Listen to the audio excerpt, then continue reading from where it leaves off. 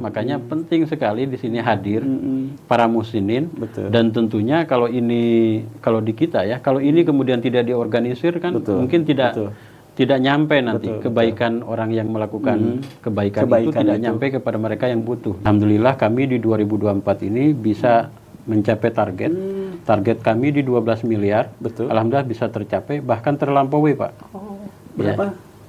Jadi terlampaui kita. Berapa itunya pencapaiannya? Pencapaian kita 2024 itu di 12 miliar 214 jutaan.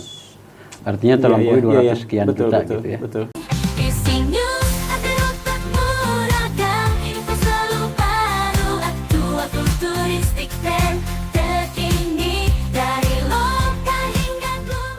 Assalamualaikum warahmatullahi wabarakatuh. Pemirsa Visi.News kembali berjumpa lagi dengan program podcast kami yang biasa rutin bersama saya Aib S. Abdullah. Pada edisi kali ini kita akan mengupas yang berkaitan dengan Badan Amil Zakat Nasional, khususnya di Kabupaten Bandung. Kenapa? Karena pertama, kita akan menjelang bulan Ramadan, di mana giroh untuk beramal itu sangat tinggi sekali. Kemudian keduanya memang Kabupaten Bandung ini sebagai daerah yang sangat religius. Jadi kalau dilihat potensinya mungkin akan sangat luar biasa ini kalau bisa digali, dan kita ingin tahu bagaimana penggalian daripada giroh beramal itu di Kabupaten Bandung. Kali ini kita di edisi pertama ya di tahun 2025. Jadi alhamdulillah ini di edisi pertama ini kita berkah kehadiran Ketua Basnas Kabupaten Bandung, Kiai Haji Yusuf Ali Tantowi. Assalamualaikum warahmatullahi wabarakatuh, Kang Haji. Waalaikumsalam warahmatullahi wabarakatuh. Alhamdulillah Pak Kiai ini sudah berada di redaksi, dan sangat luar biasa ini. Kiai ini muda, energik, banyak sekali kiprahnya. Masih juga keturunan tokoh, ada tereuh politisi dan ulama di Kabupaten Bandung ya Pak Kiai. Pak Kiai, ngobrol-ngobrol sedikit lah tentang Pak Kiai. Mangga. Pak Kiai Yusuf itu gimana itu teh? Perjalanan nantinya lahir di mana, terus pesantren di mana, terus jenjang pendidikannya di mana Pak Kiainya? Ya. Sampai berkiprah di Basnas. Baik. Assalamualaikum warahmatullahi wabarakatuh.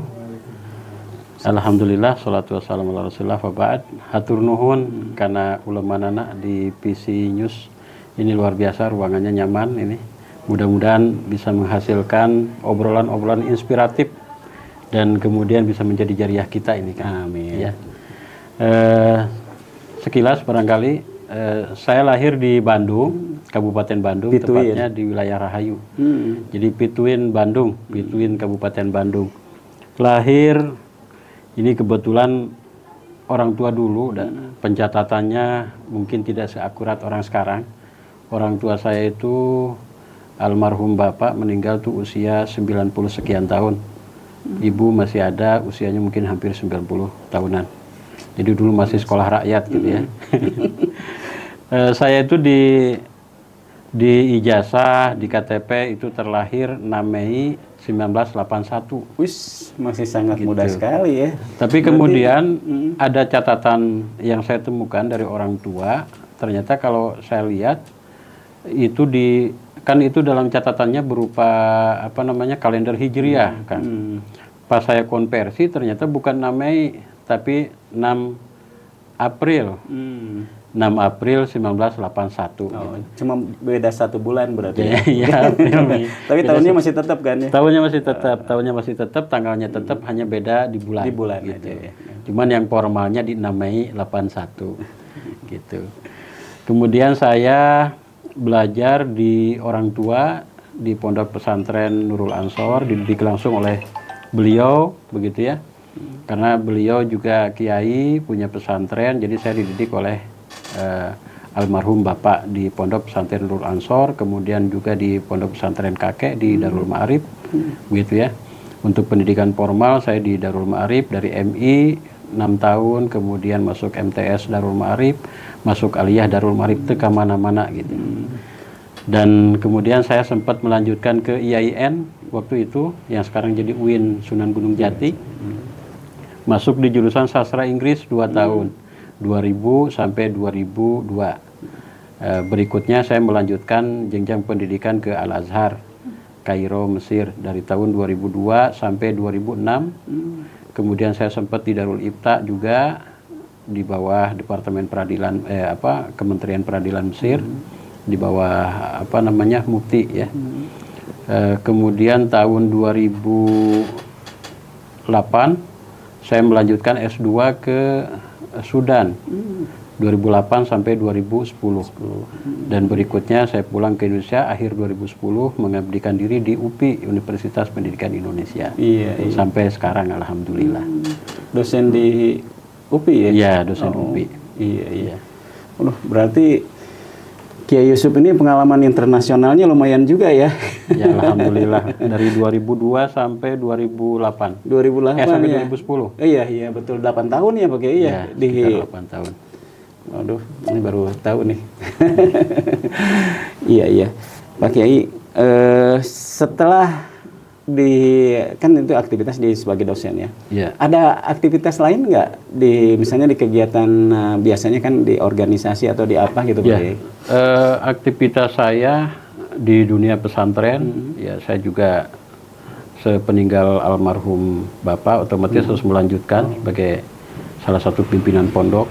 Kemudian juga saya ikut bantu juga di Darul Ma'arif, begitu ya. Kemudian di luar itu saya di Ormas sebagai Khatib Suriah PCNU Kabupaten Bandung.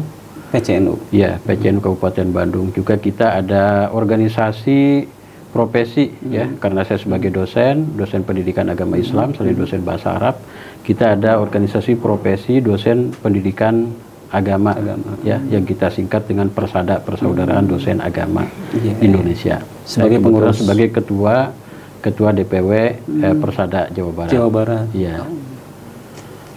Iya. Luar biasa ya Pak Kiai. Kemudian itu ya aktivitas berorganisasi.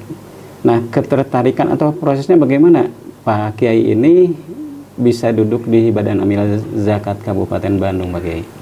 Ya, waktu itu saya mendengar informasi ada pergantian kepengurusan baru dan rekrutmen.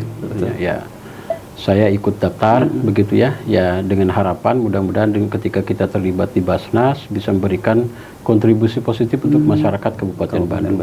Karena saya melihat latar belakang saya sebagai pelajar begitu ya. Saya merasakan betul dari zakat, infak, sedekah yang dikumpulkan itu sangat bermanfaat untuk para pelajar seperti saya dulu. Jadi saya kuliah itu di Al-Azhar dan saya banyak dibantu dengan zakat, infak, sedekah tentunya yang digalang oleh Al-Azhar. Jadi saya pendidikan di Al-Azhar gratis, bahkan saya bisa tinggal di sana di tempat namanya Ruak ya, itu gratis Pak. Tempat tinggal kita gratis, kemudian kita makan minum juga ada yang beri, dan tentunya itu zakat infak sedekah gitu ya. Berikutnya juga kita dapat uang saku Pak, dapat uang saku, sehingga alhamdulillah walaupun hidup jauh dari orang tua, tapi alhamdulillah serasa saya ekonomi saya lebih bagus daripada ketika saya di Indonesia orang tua gitu ya. Karena kita makan minum semuanya terjamin. Bahkan saya bisa haji dan umroh Pak. Selama di sana itu ya? Selama di sana. Saya dikirim juga dari orang tua, alhamdulillah. Uang yang dikirim dari orang tua itu justru saya belikan kitab Pak. Dulu itu yang namanya kitab yang berjilid-jilid itu kan langka di Indonesia dan mahal gitu ya. Mungkin hitungan saya kitab yang saya beli itu lebih dari 100 juta itu. Kemudian saya kirimkan pakai kargo ke sini. Sementara saya hidup, kemudian bisa haji, bisa umroh, bisa kemudian membeli buku kuliah itu dari pemberian para muhsinin begitu. Nah, saya terenyuh gitu ya. Ketika sekarang saya sudah balik ke Indonesia, sudah bisa mengabdi ini di Indonesia, bersyukur ada Basnas, Badan Amil Zakat Nasional, yang mana ini adalah lembaga resmi pemerintah yang bertugas untuk menghimpun dan mendistribusi zakat, infak, sedekah. Nah, ini kalau fungsinya dimaksimalkan, saya kira banyak orang yang beruntung seperti saya bisa melanjutkan pendidikan begitu ya, tanpa merepotkan orang tua. Gitu. Dan itu keinginan saya sehingga kemudian saya masuk di Basnas, alhamdulillah gitu. Begitu masuk kita ikut seleksi dan saya terpilih jadi pimpinan dan bahkan jadi ketua Basnas. Gitu. Kang Pak Kiai, itu selama di luar negeri ya, kalau dikonversikan, ya kebutuhan-kebutuhan itu dari zakat ini kira-kira per bulannya itu sampai berapa Pak Kiai ya? Terus mungkin ada gambaran sedikit kira-kira pengelolaan, karena ada pengalaman di luar negeri ya, pengelolaan badan amil zakat di luar negeri itu seperti apa Pak Kiai? Ya. Baik, kalau tentunya kalau luar negeri ya beda-beda, tiap negara beda-beda. Kebetulan saya belajarnya waktu itu di Mesir dan pernah juga di Sudan. Sudan itu pembiayaannya lebih besar dari Mesir. Begitu ya, lebih mahal walaupun sebetulnya secara fasilitas itu masih sangat minimalis karena mereka waktu itu kondisinya diembargo kan, sehingga biaya hidup mahal, tapi minimalis. Kalau di Mesir kita dengan uang 1,5 juta atau 2 juta sebetulnya bisa hidup di sana untuk dalam biaya 1 bulan. Iya. Yang mahal itu tiket untuk berangkat ke sananya. Untuk jadi biaya hidup sih tidak terlalu mahal. Biaya hidup tidak terlalu mahal sebetulnya. Yang mahal itu adalah biaya proses keberangkatan dari sini ke Mesir.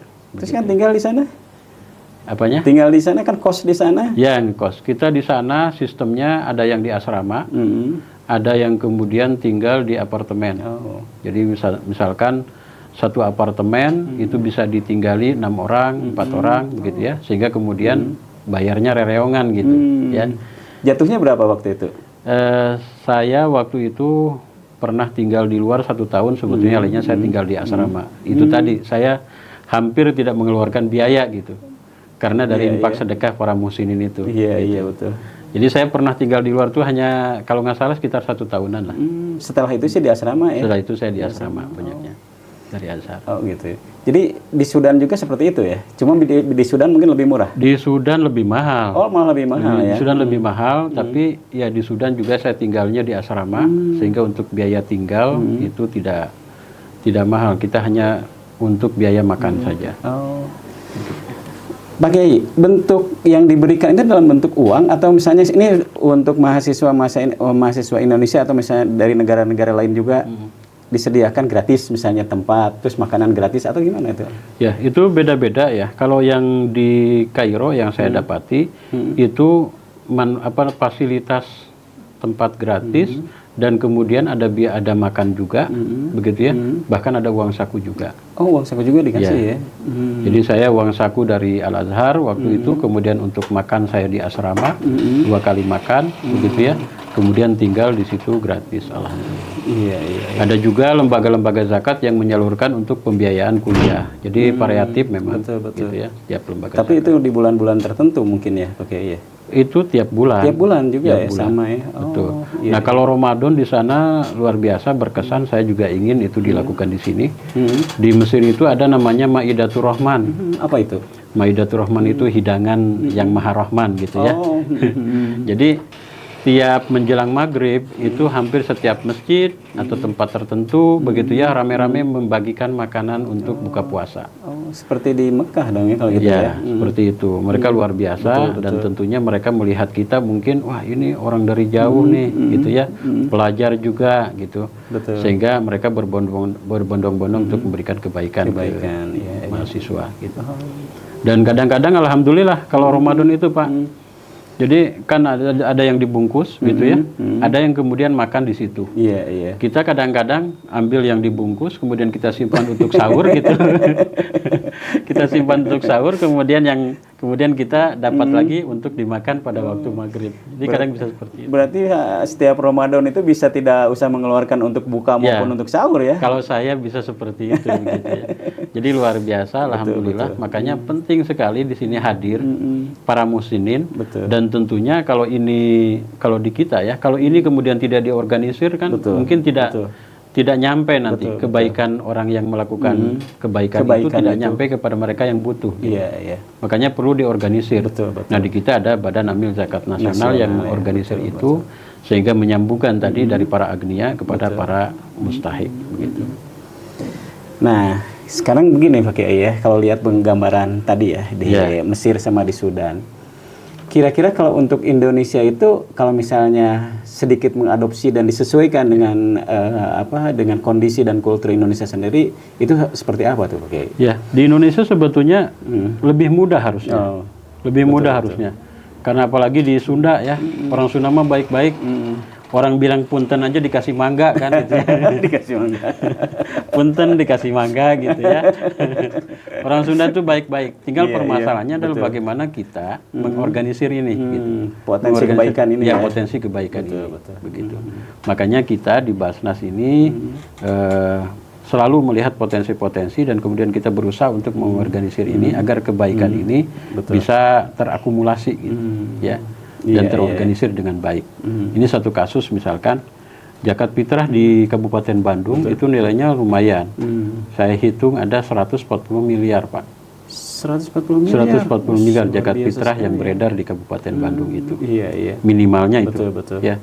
Akan tetapi saya lihat memang dalam pola Pendistribusian. pola distribusinya ini masih belum terorganisir dengan baik, sehingga hanya sekedar ritual saja tanpa terlihat dampak sosialnya, gitu ya.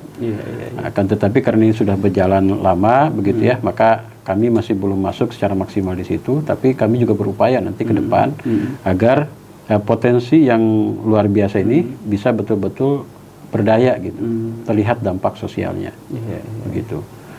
Sementara ini kita masih memaksimalkan untuk zakat mal. Gitu ya. Karena zakat itu kan ada dua ya. Ada zakat fitrah yang dilakukan ketika setelah kita melaksanakan puasa Ramadan sebetulnya. Kemudian ada zakat mal gitu. Nah, tadi ya untuk pengkondisian yang tadi kalau khusus misalnya untuk para siswa atau mahasiswa sendiri di Indonesia itu potensi dari zakat ini sudah berapa persen yang bisa dimanfaatkan? Dalam bentuk apanya distribusinya? Ya, bantuan tadi kayak untuk mahasiswa terutama mungkin yang tidak mampu ya di Kabupaten Bandung atau mungkin orang luar Kabupaten Bandung yang kebetulan belajar di Kabupaten Bandung. Ya sementara ini kita sebetulnya ini sebuah prestasi ya.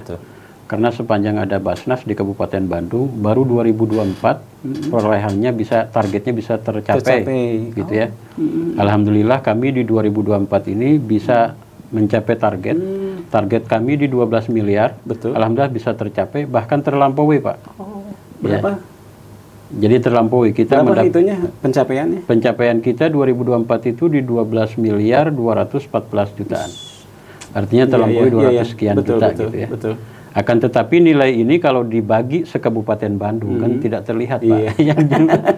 yang jumlahnya 3,7 juta gitu ya. Tadi kalau lihat dari potensi zakat aja tadi kan 100 miliar lebih, ini cuma 12 miliar ya targetan kita. Betul. Tapi itu sebetulnya itu dari target sebelumnya berapa?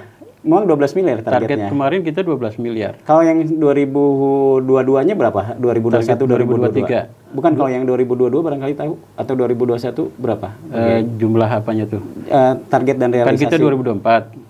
Bukan. Yang kemarin. Oh iya, maksudnya berarti 2023 maksudnya? Iya, 2023 dan 2022. 2023 setahu saya di 9 miliaran kita. Oh, tidak sampai tembus ke 10 miliar. Enggak. Belum sampai ya. Berarti lumayan juga naiknya ya. Ya alhamdulillah signifikan gitu. Ini sebetulnya tinggal mengorganisir saja. Kebaikan-kebaikan atau kebiasaan berbagi di Kabupaten Bandung, khususnya masyarakat Sunda itu sebetulnya luar biasa. Kan? Ketika ada yang meninggal, rame-rame takziah dan kemudian saling memberi, itu sebetulnya infak sedekah gitu. Kemudian ketika masjid rusak, berbondong-bondong masyarakat Bandung, itu juga bergotong royong ya. Hanya saja itu tidak diorkestra gitu. Nah ini makanya kami berusaha untuk mengorkestra kebaikan ini sehingga kemudian terakumulasi dan tepat sasaran dan terlihat. Itu pentingnya. Alhamdulillah 2024 kita melampaui sehingga 2025 ini kita targetkan di 17 miliar Pak. Berarti kenaikannya 5 miliar Pak Kiai? Ya, kenaikan 5 miliar dari 12. Kalau Pak Kiai kan mulainya 2024 ya? 2023. 2023 ya? Tapi di akhir. Oh di akhir ya. Ya artinya target itu setelah dipasang oleh pengurus sebelumnya ya? Iya. Ya ini berani juga dari 2023 naik 3 miliaran berarti kan dari 9 ke 12. Dari 12 sekarang 5 miliar naiknya Pak ya. Sebetulnya saya tuh mintanya 24 Pak.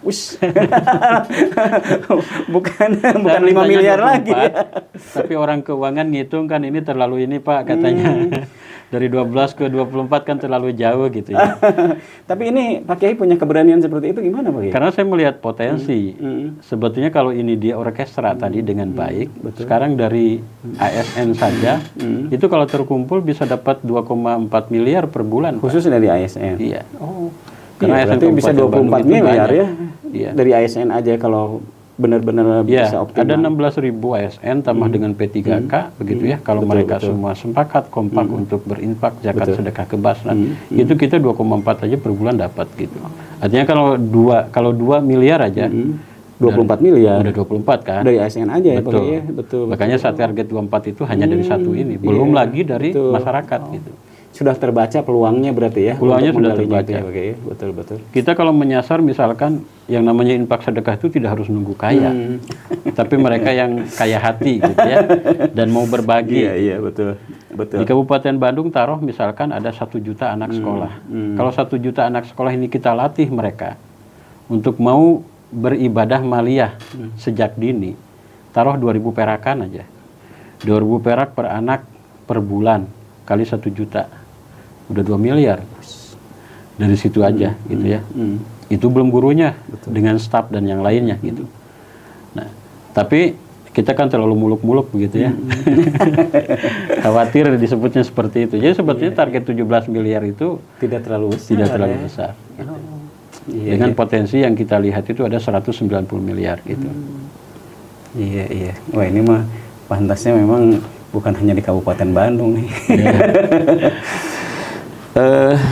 Itu tadi yang kaitan dengan target dan realisasi Pak Kiai ya. Nah sekarang kalau penyaluran sendiri Pak Kiai ya, tadi yang selama atau paling tidak 2023-2024 ini berjalan itu seperti apa? Karena biasanya kan para muzaki atau orang yang mendonasikan, menginfakkan uangnya itu ingin tahu juga ya.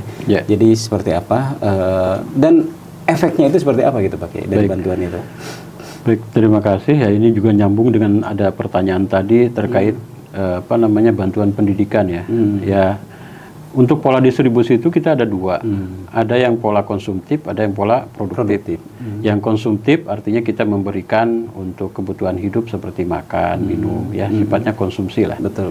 Dan itu masih dibutuhkan di Kabupaten Bandung karena masih banyak mereka-mereka yang memang butuh untuk makan hari ini begitu ya. Termasuk juga butuh pengobatan begitu ya, itu sifatnya konsumtif. Itu kami lakukan seperti ada yang saudara kita yang di rumah sakit, BPJS-nya belum terbayar, kita bantu banyak itu yang kita bantu. Kemudian juga ada yang melahirkan tuh Pak, ya nggak terbayar kan kasihan juga gitu ya, kita bantu juga. Kemudian ada juga seperti mereka yang butuh untuk makan minum, kita bantu sembako, itu kami selalu kita ada pembagian sembako gratis juga. Termasuk kalau pas kemarin ada gempa, ada banjir begitu ya, kita ikut bagi-bagi sembako juga. Itu yang sifatnya konsumtif. Ada yang produktif. Yang produktif ini sifatnya seperti bantuan modal usaha, baik sifatnya stimulan ataupun juga pemenuhan kebutuhan modal. Tapi tentunya nilainya kita masih belum besar ya. Karena perolehan kita masih di 12 miliar kan gitu ya. Ya lumayan misalkan kemarin kita bagi bantuan modal usaha per orang 1 juta gitu ya. Untuk dagang gorengan kan 1 juta lumayan. Iya, betul. Dan alhamdulillah ada yang kami bantu ya. Kemudian mereka jalan usaha dan mereka sekarang sudah bisa berinfak Pak. Oh. Ya. Jadi sudah bisa itu ya.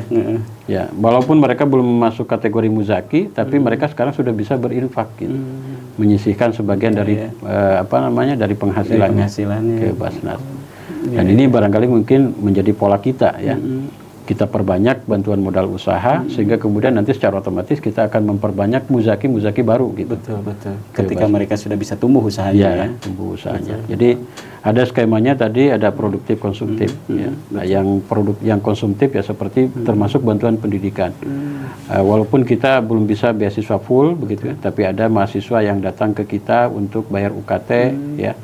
Kita lihat dan memang layak untuk kita bantu. Betul. Dan skemanya kita berusaha untuk edukatif, artinya berapa kemampuan mereka untuk bayar. Misalkan kalau UKT 4 juta, keluarganya mampu 2 juta, nggak apa-apa. Itu infak ke Basnas. Iya, iya. Ya, Yang 2 jutanya itu. Yang ya. 2 jutanya infak ke Basnas, kemudian kita bayarkan 4 juta ke kampus. Artinya kita subsidi 2 juta kan di situ. Ada yang seperti itu polanya. Ya alhamdulillah. Banyak mahasiswa yang kami bantu. Penerima manfaat itu penerima ya. manfaat gitu. Tapi itu bukan masuk di program BESTI ya? Bukan, itu Bukan, ya, beda lagi Kalau ya? BESTI itu programnya Pak Bupati secara ya? langsung dari Betul. APBD. Oh, ini mah khusus aja dari Basnas ya, Khusus Pak dari ya? Basnas. Itu kalau misalnya dibuat semacam statistik ya, atau misalnya ada gambaran lah paling tidak angka-angka ya Pak Kiai ya, itu mungkin bisa digambarkan ya, berapa penerimaan manfaat untuk bidang pendidikan, berapa penerimaan manfaat untuk bantuan-bantuan sembako yang begitu-begitu Pak Kiai? Ya. Sementara ini kita masih hampir 70% itu sifatnya konsumtif. Oh, 70% ya? Hampir 70 sampai. Berarti dari 12 miliar sekitar berapa ya? 8 miliaran Ya. Itu kan dari 12 miliar itu ada untuk operasional juga. Betul. Untuk operasional Basnas, kemudian juga ada yang distribusi. Distribusi ya. Ya sekitar hampir 6 jutaan. 6 jutaan ya. 6 miliaran betul ya. Oh, iya. Itu 6 miliar untuk konsumtif ya. Ya. Itu dengan berapa juta atau berapa ribu penerima manfaat Pak Kiai? Kita sudah rilis sebetulnya di gitu ya? web ya, Iya, di web iya. kita bisa dilihat. Oh, iya. Ribuan penerima yang jelas. Ribuan. Ya alhamdulillah, walaupun masih belum terlihat. Karena apa? Karena jumlah masyarakat Kabupaten Bandung ya 3 juta lebih ya. 3, saya lihat itu di statistik kan ada 3,6 ya. Iya. 3,5 juta yang muslim. Betul. 3,7 juta kan semuanya. Iya. Jadi masih belum terlihat. Nah ini kita upayakan agar kehadiran kita tuh bisa lebih terlihat. Ya. Betul. Dan kita juga untuk pola konsumtif, pola produktif ini Pak, tadi ada modal usaha ya. Kemudian juga ada usahanya secara langsung ya. Kita intervensi ada namanya ZMAT. ZMAT sudah ada 50 yang kemarin yang di masa kita sebar di Kabupaten Bandung. ZMAT itu warung, kemudian kita bedah, kita branding, kemudian kita kasih modal Pak. Kenapa namanya ZMAT? ZMAT, karena ya biar agak keren dikit pakai bahasa gitu Inggris. ya. Dan itu kan Z mengikuti gitu dari maksudnya? pusat. Bukan, Z bukan, itu ya. zakat. Oh zakat, Ya. zakat mat berarti Ya, ya? zakat. Oh, iya, Jadi iya. kalau programnya Basnas itu awalnya pakai Z gitu ya. Kita depannya ada itu. ZMAT, ada Z Chicken, ada Z Kopi, ada Z Auto, begitu. Oh iya, diawali dengan huruf Dia Z. diawali ya? dengan huruf Z, yaitu inisial Iya, dari zakat. Jadi setiap ada produk Z berarti itu dari Basnas. Basnas. Ya paling tidak rintisannya dari sana ya Pak Iya, Kiai ya. iya. Oh. Karena kita kan berusaha untuk terintegrasi dengan Basnas pusat ya. Iya. Dan itu sudah dihak ciptakan. Betul. Pak Kiai. Itu untuk produktif menarik sekali sebetulnya ya, sekalipun itu cuma 30%-nya ya. Tapi kan ketika orang-orang ini tumbuh, kan ini bakal sangat luar biasa ya. Nah, selain ZMAT tadi, kira-kira apa lagi Pak Kiai yang terutama misalnya sekarang anak-anak milenial atau misalnya kemarin itu kan banyak yang PHK juga Pak Kiai. Iya. Itu tersentuh tidak Pak Kiai sebagian? Ya. Kita kan belum punya data ya, belum punya data itu ya artinya bagi mereka para mustahik itu silahkan untuk kemudian bersilaturahim dengan kami. Mudah-mudahan ada rezekinya ya. Makanya bagi saya secara pribadi sebetulnya saya nggak khawatir dengan banyaknya mustahik yang datang ke Basnas. Karena boleh jadi dengan datangnya mustahik itu kan mereka punya hak ya di situ.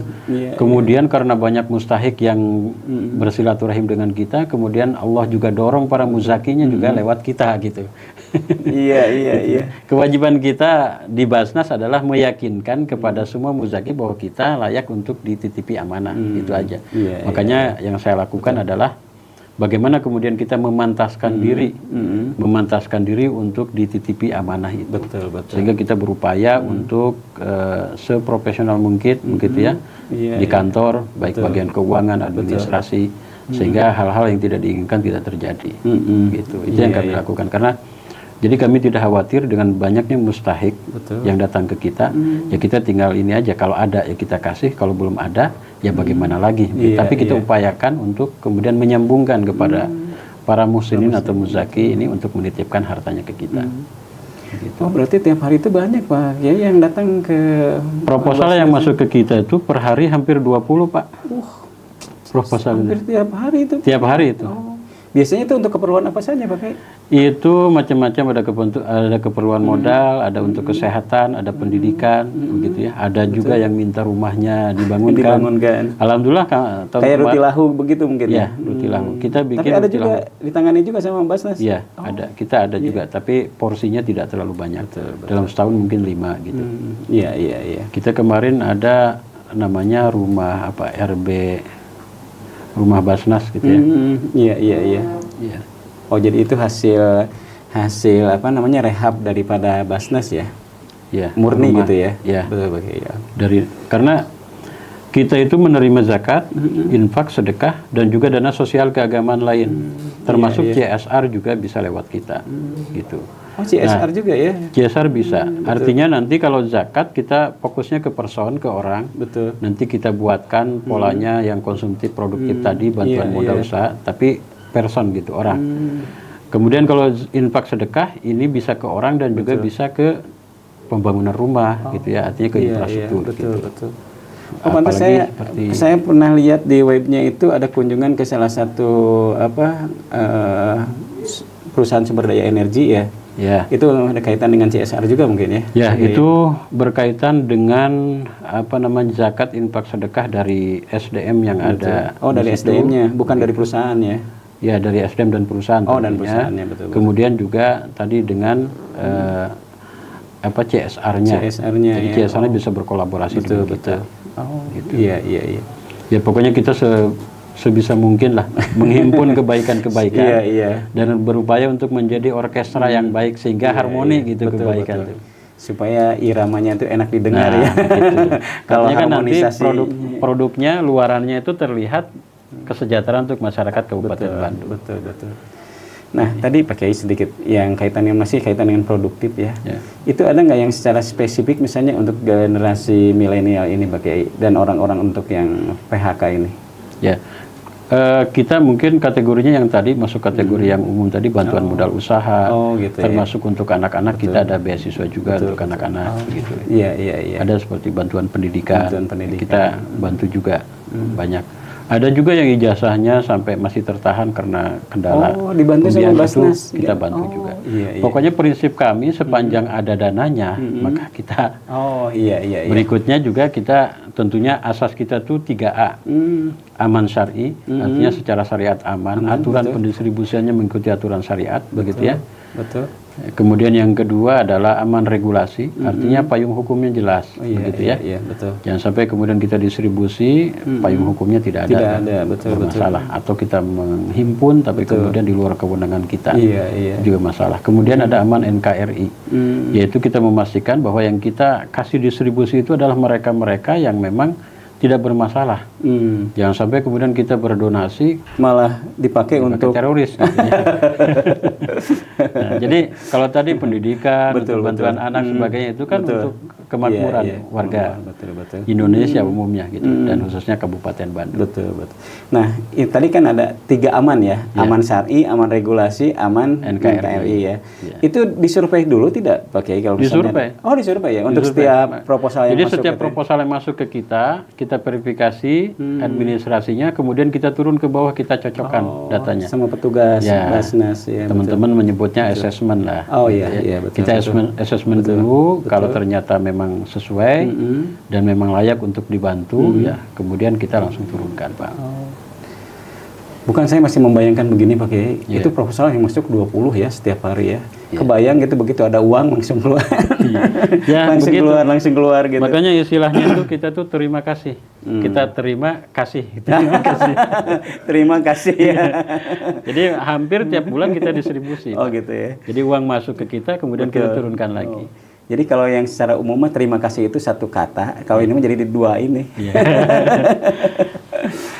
Iya. Makanya tadi yang jumlahnya 12 miliar itu ya masuk keluar ya. Iya, artinya ini ya. Orang tidak bisa membayangkan bahwa uang itu ada yang mengendap segini, tidak begitu. Kita langsung keluar. Nah, harapannya kita tentunya ya tadi supaya nilai manfaat kita bisa lebih banyak dampaknya di masyarakat, khususnya untuk para mustahik, maka kita berupaya terus untuk meningkatkan penghimpunan kita. Nah, kalau selama 2024 Pak Kiai, ada tidak produk baru misalnya yang memang original dari Basnas Kabupaten Bandung, atau misalnya ada hal-hal yang sebelumnya tidak ada gitu? Ya, ini sebetulnya misalkan produk penghimpunan ya. Betul. Produk penghimpunan kita akan berupaya untuk jangan sampai orang melakukan kebaikan itu ada alasan untuk tidak melakukan kebaikan. Sehingga kita berusaha untuk membuat sistem mempermudah mereka berzakat. Begitu ya. Maka produk kita punya aplikasi, mobile aplikasi. Namanya Zspay. Iya, pernah lihat, betul. Zspay pernah itu lihat bisa, dan pernah punya. Ya, Android. Android, ya. Berbasis Android. Betul. Jadi orang bisa dengan mudah berzakat lewat aplikasi, baik tengah malam atau jam berapa. Kapanpun ya. Iya. Misalkan sedekah subuh nggak usah datang ke kantor Basnas, bisa lewat aplikasi itu. Tinggal langsung tinggal langsung. Dan itu tidak kena cas. Tidak kena cas. Bahkan di aplikasi itu juga ada untuk kebutuhan harian kita, bayar listrik, bayar telepon, bayar itu di situ ada. Jadi itu pure kreativitas pengurus sekarang. Dari Basnas Kabupaten Bandung. Ya, Basnas Kabupaten Bandung. Memang itu milik. Jadi aplikasinya itu aplikasi buatan Basnas Kabupaten Bandung yang display itu. Kemudian kita juga berupaya bekerja sama dengan perbankan yang baru terrealisasi di BJB. Betul. Jadi kalau punya mobile aplikasi BJB Digi, kalau mau donasi ke Basnas, tinggal klik aja di situ ada donasi, klik, terus kemudian pilih Basnas Kabupaten Bandung, ada di situ. Untuk setiap nasabah BJB berarti? Untuk setiap nasabah yang memiliki BJB yang memiliki aplikasi, mobile aplikasi. Jadi itu untuk mempermudah para muzaki muhsinin untuk berinfak kapanpun dan dimanapun, tidak harus datang ke kantor Basnas. Iya. Jadi terobosannya sangat bagus sekali untuk mempermudah mereka berikutnya kita masifkan. Alhamdulillah kita punya namanya web kita tuh basnaskabupatenbandung.co.id itu fasilitas dari Basnas Pusat sebetulnya. Namanya kantor digital, rumah digital Basnas gitu ya. Nah, kita masifkan juga di situ gitu ya. Kemudian kita media sosial juga kita masifkan. Dan alhamdulillah sebetulnya bagi teman-teman yang aktif di dunia digital sebetulnya mungkin banyak bersinggungan dengan informasi yang kami sampaikan di situ. Dengan Basnas. Dan itu produk kami tentunya. Asli dari produk dari Basnas Kabupaten Bandung ke pengurusan sekarang ya. Sebelumnya tidak begitu aktif dunia digital. Pantas ya, naiknya juga lumayan tinggi. Ya. Dan sekarang kita juga berupaya untuk membuat namanya itu Duafa Investor. Itu 2025 rencana? 2025. Duafa Investor itu banyak juga kan para mustahik yang mereka itu tidak bisa melakukan aktivitas ekonomi, bisnis, begitu ya, karena keterbatasan ilmu, usia dan lain sebagainya. Tapi mereka juga bisa melakukan produktif gitu. Dengan cara mereka menjadi investor. Jadi mereka itu sebagai penerima bantuan modal, kemudian nanti kita kelompokkan menjadi kelompok usaha, ya. Kemudian nanti diakumulasi dan kemudian kita investasikan ke pihak ketiga yang aman tentunya dan meyakinkan untuk bisa menggerakkan usahanya. Jadi para agnia juga nanti bisa ikut terbantu. Dia punya modal, begitu ya. Uangnya daripada ngendap, bisa untuk mengembangkan usahanya. Kemudian nanti bagi hasil dengan Duafa tadi. Itu ada juga. Kalau tertarik boleh nanti. Amin. Barangkali visinya mau dikembangkan lagi. Oh, jadi itu yang rencana di 2025. Jadi kita nanti perbanyak program. Sebetulnya 50-50 target kami itu. 50% konsumtif, 50% produktif gitu. Untuk 2025. Kalau kemarin kan masih 70% yang konsumtif. Jadi dikurangi di 2000. Jadi kita perbanyak pemberdayaan. Wah, bagus sekali itu. Karena kita kan ingin dampak sosialnya itu terlihat, terutama untuk menggeser. Karena kita punya keinginan dari mustahik menjadi muzaki. Gitu. Nah, selain itu di 2025 ini untuk mengejar target 17 miliar itu seperti apa, Pak Kiai? Ya, kita dengan memaksimalkan tadi potensi-potensi baik dari kalangan ASN ataupun juga masyarakat. Oh, iya. Jadi tetap prioritasnya ASN dulu ya? Artinya itu salah satu yang memang sudah kita galang sejak dulu, artinya kita revitalisasi itu, kita maksimalkan. Betul. Kemudian juga kita langsung menyentuh ke masyarakat seperti kita nanti ada tani mandiri juga, artinya bagaimana kita menyentuh para petani. Ini tani mandiri rencananya di 2025 juga? Masih di 2025 juga. Iya. Makanya kita melirik juga para petani supaya mereka dapat tambahan modal, kemudian dari hasilnya mereka bisa berzakat ke kita. Iya. Gitu. Betul. Nah, kalau tadi Pak Kiai punten ya, karena tadi banyak berkali-kali yang kaitan dengan ASN. Yeah. Nah, kalau untuk ASN ini kan kalau misalnya untuk zakat mal, itu kan minimal harus memenuhi nisab ya, yang 85%. 85 gram. 85 gram. Emas. Ya? Emas, betul. Nilai sama dengan dikonversi nilai 85 gram emas ya Pak Kiai. Nah, terus kalau misalnya itu kan hanya mungkin di kalangan eselon berapa gitu ya, eselon atas, eselon bawahnya kan berarti tidak tergarap gitu Pak Kiai ya kalau lihat ke sana gitu. Ya, artinya bagi mereka yang masuk kategori muzaki dengan pendapatan per tahunnya diakumulasi sampai 85 gram emas, betul. Atau sekitar 85 jutaan, gitu ya.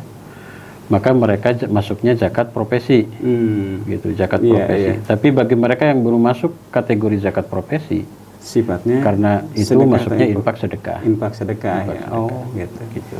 Iya. Tapi sekali lagi ini sifatnya bukan memaksa. Iya, bukan. Tentu namanya juga. Makanya kami sampaikan, kami bukan memotong, tapi menyelamatkan. Iya, benar. Karena dari harta yang kita miliki itu tidak semuanya hak kita, ada hak orang. Betul.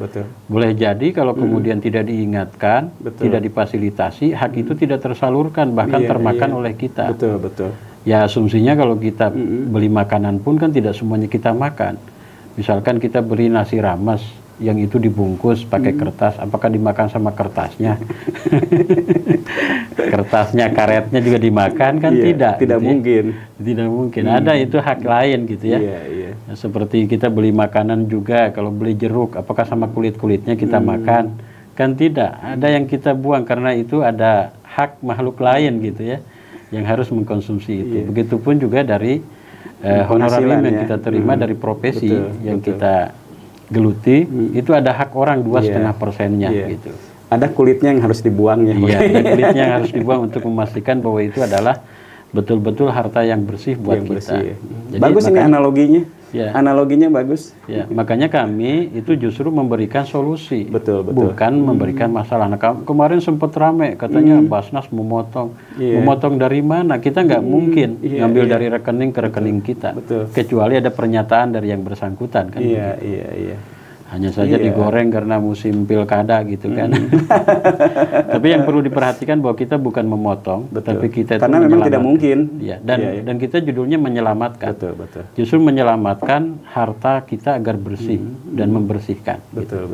Karena ada ayat dari Al-Qur'an di surat Al-Baqarah itu, wa anfiqu fi sabilillah wa la tulqu bi aydikum ila tahlukah wa ahsinu innallaha yuhibbul muhsinin. Wa anfiqu fi sabilillah, dan berimpaklah engkau di jalan Allah. Wala tulqu bi aidikum ila tahlukah, janganlah engkau menjerumuskan dirimu sendiri oleh tanganmu ke dalam kerusakan, yaitu masuk ke dalam neraka. Yang dimaksud menjerumuskan diri ke dalam api neraka adalah kita sebagai wajib zakat, kemudian kita tidak keluarkan zakatnya, maka sama dengan mengkonsumsi hak orang. Dan kemudian dengan cara seperti itu kita memasukkan diri ke dalam neraka. Gitu. Betul. Maka dengan berinfak itu menyelamatkan diri sebetulnya. Dan Basnas di sini hadir untuk memfasilitasi itu. Sehingga para muzaki itu tidak harus repot-repot bayarnya seperti apa, udah pokoknya masukin aja ke Basnas. Kemudian muzaki itu tidak harus berpikir ini mau ngasihnya ke siapa gitu ya. Kami sudah punya data dan punya orang yang harus diberi, sehingga udah titipin aja ke kita. Dan kalau jujur akan lebih bagus mana kita secara langsung dengan melalui lembaga. Itu mungkin akan lebih aman lewat lembaga, Pak. Karena sodakoh itu bisa terjaga pahalanya kalau tidak menyakiti orang yang diberikan.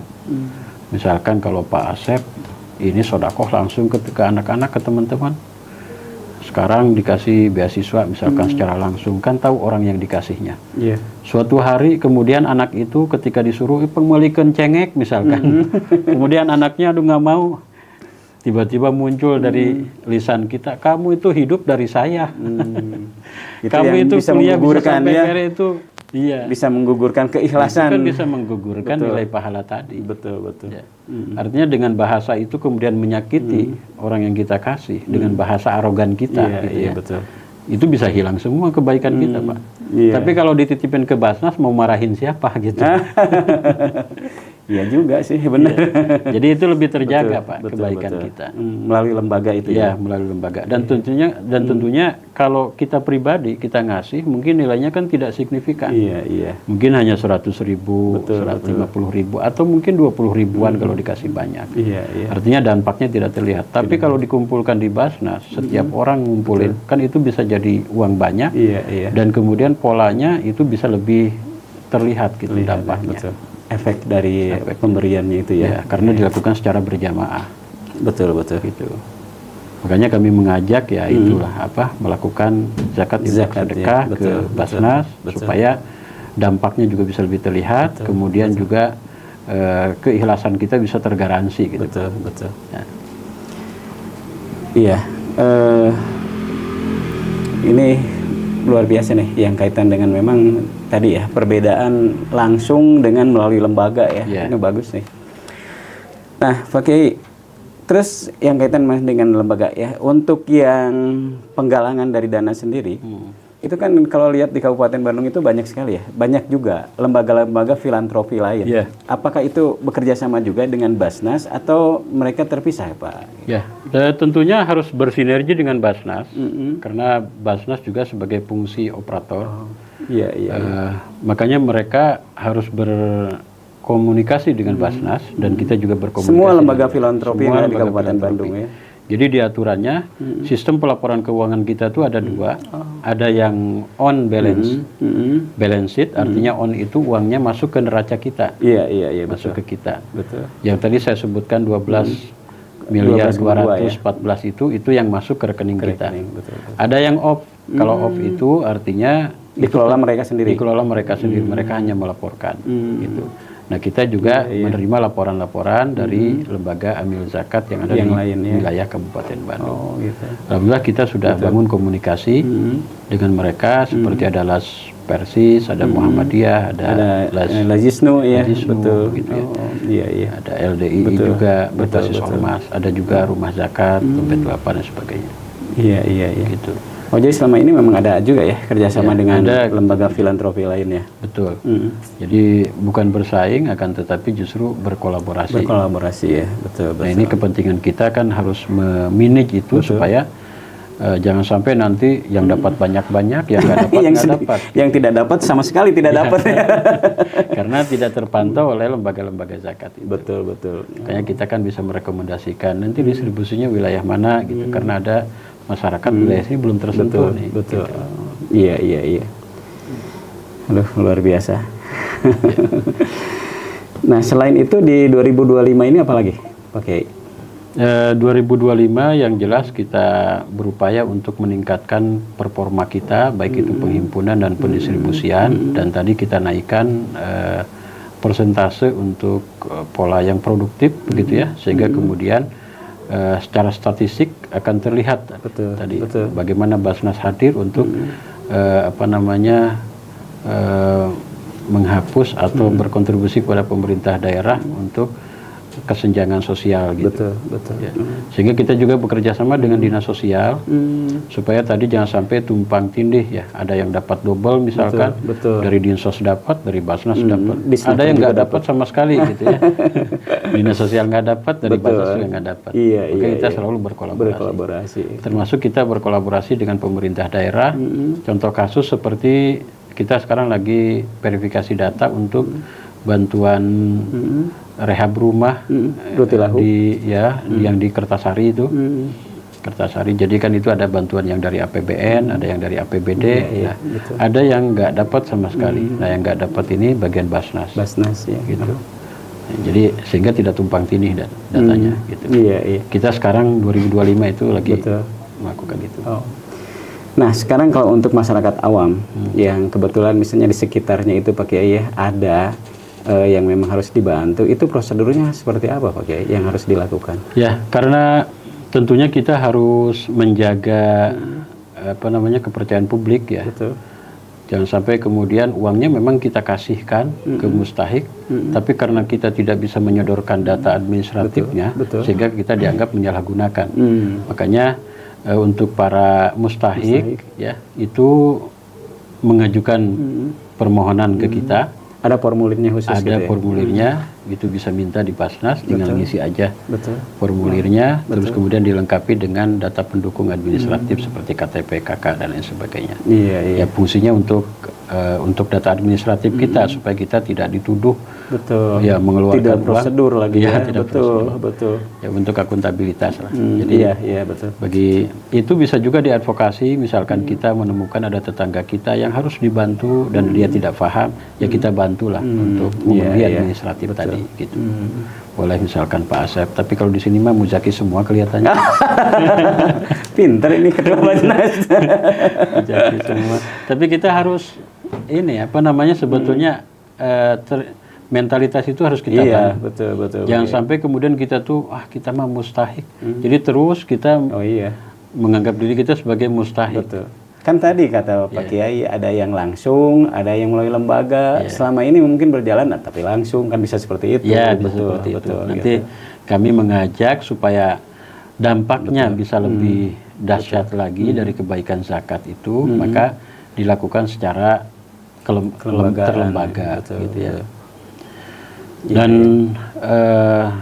yang akan kita masifkan itu Ramadan, karena Ramadan sebagai bulan kebaikan ya. Bahkan Nabi itu kana ajwadun nas wa ajwadu ma yakunu fi syahri Ramadan. Rasul itu orang yang paling dermawan dan Rasul lebih dermawan lagi ketika masuk Ramadan. Begitu ya. Terlebih lagi ketika turun malaikat Jibril untuk menyampaikan wahyu. Begitu ya. Nah, sehingga bulan Ramadan ini kita jadikan momen untuk bulan zakat, penggalangan dan donasi zakat, infak, sedekah, termasuk di dalamnya juga kami akan membuka kegiatan buka puasa dan sebagainya. Bisa berbasis masjid atau juga berbasis komunitas. Gitu. Iya. Selain itu apa lagi Pak Kiai di Ramadan ini?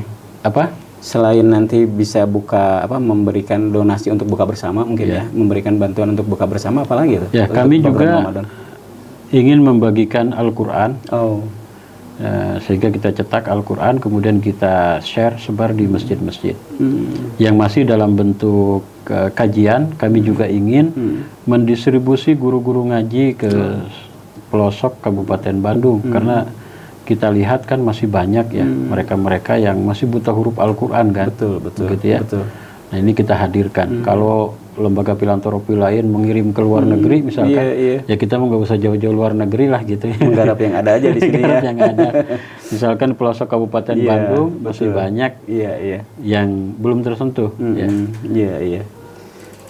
Ada lagi yang Ramadan ini? Ya, untuk Ramadan kita juga akan buka gerai di swalayan ataupun tempat-tempat fasilitas umum yang potensial, sehingga mereka bisa berzakat, infak, sedekah di tempat umum begitu ya. Kayak di mall seperti itu. Ya, di mall seperti itu yang ada di wilayah Kabupaten Bandung. Nanti boleh diajak juga, barangkali ada teman-teman yang mau donasi, boleh, nggak usah lihat orang Kabupaten Bandung misalkan. Ada orang dari luar mau nitip ke kita, boleh, silakan. Terbuka ya? Iya, terbuka. Visinyus kan di mana-mana ini ya. Nah, boleh untuk para muzaki ya, atau yang mereka yang memberikan infak sedekah, mungkin nanti kita buka khusus informasi yang kaitan dengan itu antara Visinews Basnas di Visinews, biar bisa langsung. Ada sebuah ungkapan gini, malayudrokukuluh, layudrokukuluh, sesuatu yang tidak bisa dilakukan semuanya, yang ditinggalkan semuanya. Artinya walaupun tetap ikut mengerjakan ya. Ya, paling tidak ikut membantu. Begitupun juga ada sebuah kaidah kan, malayatimul wajib illa bih bahwa wajib, begitu ya. Artinya sesuatu yang bukan wajib tapi itu menjadi pelengkap buat kewajiban itu jadi wajib. Seperti kewajiban kita itu sholat, tapi sholat tidak bisa sah kalau tanpa wudhu, maka wudhu pun jadi wajib gitu. Begitupun juga kebaikan ini harusnya dilakukan oleh para muzaki, tapi kalau tidak disambungkan oleh kita, maka muzaki tidak tahu gitu. Maka kita melengkapi itu sehingga insya Allah kita juga mendapatkan pahala yang sama. Gitu. Iya. Mudah-mudahan tuh peluang kebaikan, peluang pahala.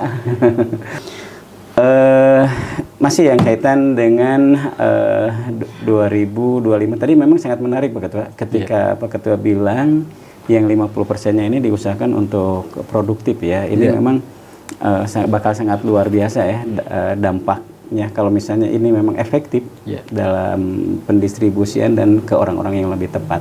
Nah, kira-kira untuk mengefisiensikan itu nanti akan seperti apa Pak Ketua? Untuk program ini ya, pemberdayaan ini. Ya, kita bekerja sama dengan organisasi ataupun asosiasi begitu yang bergerak di bidang bisnis. Seperti kemarin kita ada teman-teman komunitas UMKM begitu ya. Kita bekerja sama dengan mereka. Waktu kemarin acara ulang tahun Kementerian Agama, kami melihat di situ banyak UMKM yang ikut serta memeriahkan. Kita bantu modal tuh kemarin. Kita bantu 14 UMKM yang hadir di situ, bantu modal usaha, gitu ya. Artinya untuk efisiensinya kita lewat apa namanya wadah ya, wadah UMKM sehingga kan mereka sudah terakomodir.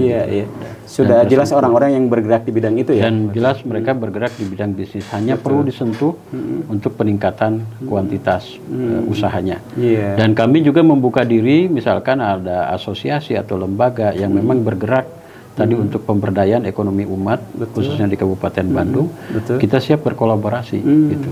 Artinya di sini kami akan membantu usahanya, begitu ya. Kemudian teman-teman asosiasi ini membantu mengadvokasi untuk memaksimalkan peran modal tersebut, misalkan pelatihan atau lain sebagainya. Gitu. Terakhir nih Pak Ketua, barangkali ada hal yang mau disampaikan ya khusus ini ke para calon muzaki, semua pemirsa Visi.News dimanapun berada, mungkin ada yang penting disampaikan sebagai closing statement. Ya, baik, terima kasih. Mungkin sesuatu yang sering kita dengar, begitu ya. Nabi menyampaikan bahwa ada igtanim khamsan qabla khamsin. Gunakan 5 perkara sebelum datang 5 perkara. Di antaranya adalah gunakan masa kayamu sebelum datang masa miskinmu. Nah, ketika kita memiliki harta, maka jangan nunggu-nunggu kapan lagi kita mengeluarkan zakat atau kebaikan. Maka secepat mungkin kita melakukan kebaikan. Oleh karena itu kami berusaha untuk memfasilitasi kemudahan-kemudahan untuk para muzaki, munfik, dan mutasodik untuk menginfakkan sebagian hartanya melewati Basnas Kabupaten Bandung. Dan ini mudah-mudahan jadi modal kita bersama untuk mendapatkan kebaikan-kebaikan di sisi Allah Subhanahu wa Ta'ala. Amin. Ya itu saja barangkali ya. Jadi kami mengajak kepada seluruh muhsinin ya, muzaki, munfik, mutasodik, mari bersama-sama mengulurkan tangan kita berinfak zakat sedekah ke Basnas Kabupaten Bandung supaya kebaikan-kebaikan kita bisa lebih terasa karena kita melakukannya secara berjamaah. Itu saja barangkali. Baik, terima kasih sekali nih Pak Kiai ya sudah datang di redaksi dan begitu jelas, gamblang, detail menjelaskan mengenai lembaga Basnas ini ya. Kita ini pertama kali nih dapat informasi yang gamblang langsung dari narasumbernya yang paling kompeten. Baik, kita kayaknya cukup ya sampai di sini penjelasan yang disampaikan oleh Ketua Basnas Kabupaten Bandung, Bapak Kiai Haji Yusuf Ali Tantowi, LCMA kalau tidak salah ya. Baik, terima kasih sekali ya Pak Kiai ya, atas sama-sama. kehadirannya. Semoga obrolan kita pada hari ini bisa menjadi berkah bagi semua. Kita tutup dengan billahi taufiq wal hidayah. Wassalamualaikum warahmatullahi wabarakatuh. Waalaikumsalam warahmatullahi wabarakatuh. Oke, ya, Pak Kiai.